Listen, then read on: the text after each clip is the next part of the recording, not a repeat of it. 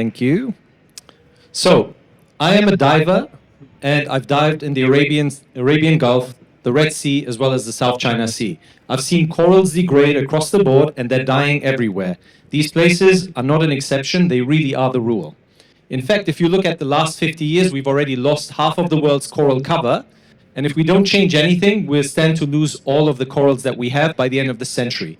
That's important because, one, corals and marine ecosystems like corals are worth $500 billion in economic output with every single % of their coverage. And they are biodiversity hotspots, economic powerhouses that fuel the tourism as well as the food industries.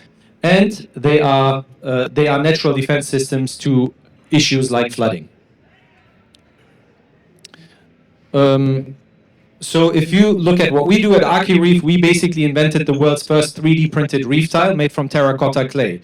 We're fighting this issue of coral degradation by creating better real estate and a much stronger home for corals to grow in. If you look at some of our products, and these are pictures from the sea, you'll see that we go for desertified areas in the ocean and turn them into oases that can be thriving and a home for marine life across the board. With what we do, we typically achieve a 40% increase in biodiversity in less than 6 months, and we create an abundance increase of around 500% in terms of the fish, as well as the invertebrates and other species that are in and around the area. So ultimately speaking, what was a desert once becomes an oasis with our products in place. We are a simple B2B company, so we sell this to businesses because we believe that we can scale it faster that way.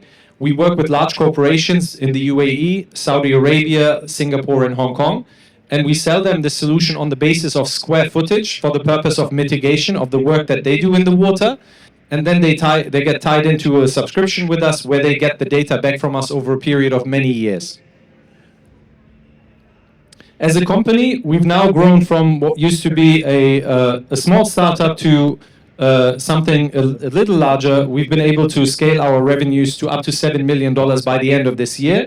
And we work with corporations, as mentioned before, like the ones that you see at the bottom there, across all the geographies that we have covered prior to this.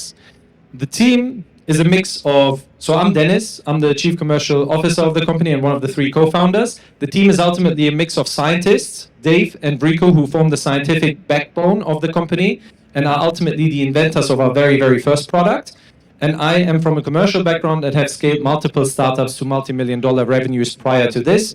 Most of those were in the SaaS space, so I was able to kind of apply the SaaS regulations and rules to an environment that is mostly scientifically driven and doesn't really lend itself well necessarily to being scaled that way. But we're seeing good and early success on that front. We're currently raising a $5 million Series A. We're already invested in by ADQ and other venture capital firms in Singapore and elsewhere. We're raising this round specifically to scale our production facility and capabilities. We have an eco-engineering factory here in Abu Dhabi, and we're looking to build more of these factories and scale to 1 mega factory across the board to be able to have more production output and to get to up to about $900,000 to $1 million in monthly output as far as our products are concerned. We want to invest some of these funds into our R&D department. We already have 5 PhDs on board, but we look to scale that department in order to create more patents, more IP, and more defensible products in the future. We are on a mission to restore 125 hectares worth of marine ecosystems by the end of this decade. So join us on that mission. Feel free to connect with me, and if you have any questions after this, I'm happy to sit and chat with you. Thank you very much.